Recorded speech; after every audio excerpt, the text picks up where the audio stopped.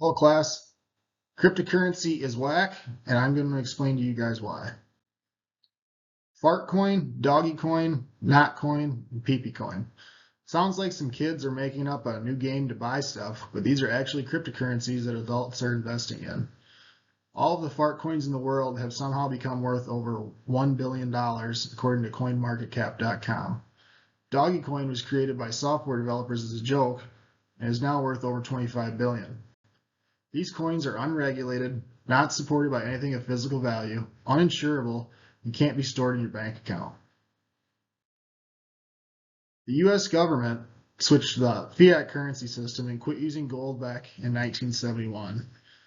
Fiat currency is a type of money that is issued by a government that has value because the government maintains it and people have faith in its value. The supply of fiat currency is controlled by the issuing government. This allows greater flexibility in managing the economy, such as adjusting interest rates and controlling inflation. Fiat currency is the most common form of money used in the world today. Its value is derived from the trust and confidence that people have in the issuing government and its ability to maintain economic stability. There are no longer any countries using gold or crypto to back up their currency. Bitcoin. To own Bitcoin, you must create an online wallet to receive and send money. Miners create new Bitcoins by solving complex mathematical equations. They are then added to the blockchain. There is a limit to how many Bitcoin can be created. Supply and demand sets the price, just like the stock market or gold. The White House has released a fact sheet saying President Trump has established a strategic Bitcoin reserve and digital asset stockpile. What's that mean? That means the U.S. plans to hold the tokens the government already owns in this reserve and is developing a plan to add to it without any cost to taxpayers. Meme coins. These are cryptocurrencies but are hard to be taken seriously. Fartcoin, Doggycoin, Bonkcoins. They are fun and have quirky features, and some have gained a significant following. Some are backed by celebrities.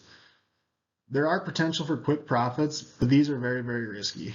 Some of these have multi-billion-dollar market caps, but many of them go up in value very quickly and come down in value even faster.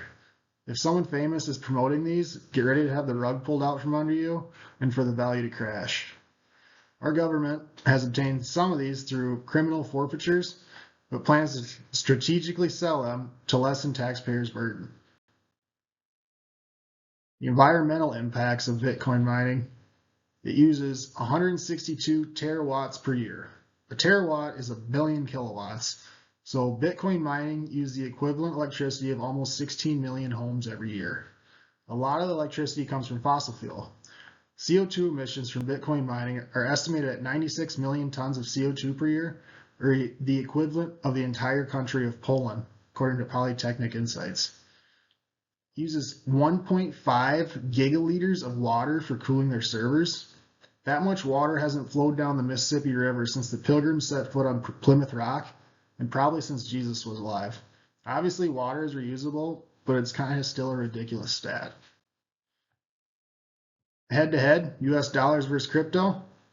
US dollars are legal US tender accepted by all companies in the US for goods and services. Crypto, some companies worldwide accept this as payment. Dollars are backed by the US government.